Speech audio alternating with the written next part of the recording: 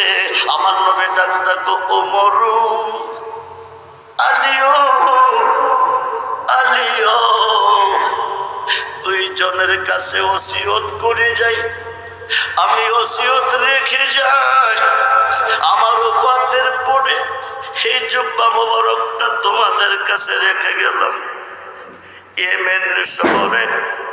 ইয়েমেনের শহরে করুণনগরে জঙ্গলের ভিতরে আমার একটা পাগল বাস করে। যখন সুবহানাল্লাহ, পাগলের কাছে জুব্বা মোবারকটা নিয়ে যাই, ওনার কাছে জুব্বা মোবারকটা তুমি পৌঁছিয়ে দিও।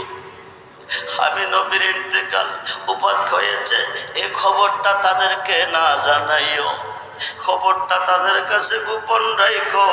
আমার উপাতের কথা তাদের কাছে তুমি কইও না, আমার ইন্তেকালের কথা তাদের কাছে কইও না।